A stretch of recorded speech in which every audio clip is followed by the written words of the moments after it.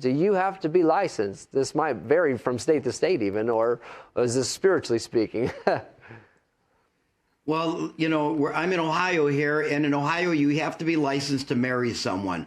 Now, I've heard a lot of different things that people have come to us and said, can we just do a private little ceremony? And I always will tell them, go get your marriage license. Now, why do I do that? We want to do this before God and man. We want to do the right thing. In Romans 13, it says that let everyone be subject to the governing authorities, for there's no authority except that which God has established. We have licenses for a reason, to make sure that the thing is done, the marriage is done. Now, us as Christians want to have a holy matrimony set apart unto God in his sight. When we bring the couples, we consecrate them, we anoint them, we do communion. Why are we doing this? Because it's a holy matrimony. We can go over to Ephesians 5, husbands and wives love each other like Christ loves the church. You have to submit to Christ in the marriage. So we have that one aspect when we have to be licensed to get a license to be married, and that's under the laws that God has given to man. Then we have the God-established law under the covenant. There's a covenant in marriage given by God. So, when we look at this, they're actually intertwined here, at least here in Ohio. I don't know about other states. You need a license to marry. You need a license to get married. It's under the governing laws of God himself. So good. Bishop Davenport, I want to ask you the same question. I'm going to rephrase it. Same question, though.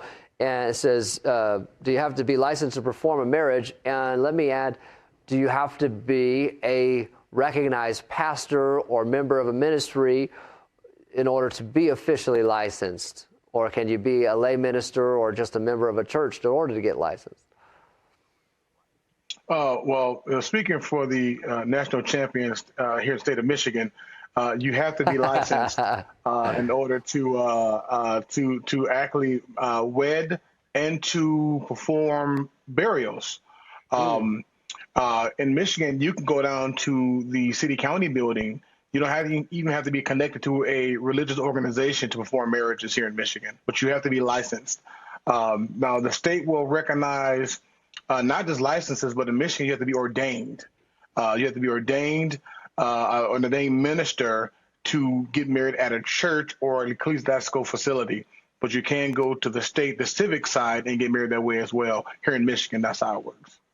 Oh, that's extremely helpful. I'm going to ask you, Pastor LeVert, how did you get licensed? Maybe somebody's watching today and they would like to be licensed, or they've got a wedding coming up.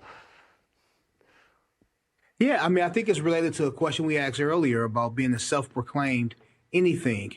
I think that if you're in a position of service to a body of believers, if you've gotten that recognition from the church, then you get the honor of being able to perform wedding ceremonies and so forth. And so that's what happened with me. I was recognized by a church body and given the commission from them to be able to serve as a minister of the gospel of Jesus Christ.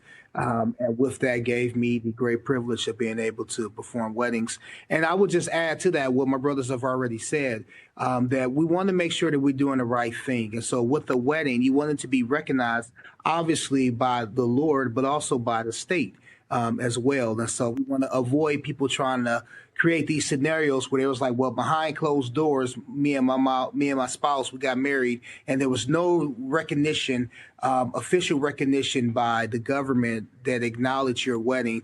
I think that's going against what the scripture sanctions. I think in the world where we live, where the government acknowledges the rights of the church to perform this particular sacred act, I think it'd be wise for an individual to go to a person that is licensed and officially recognized by the state to be married.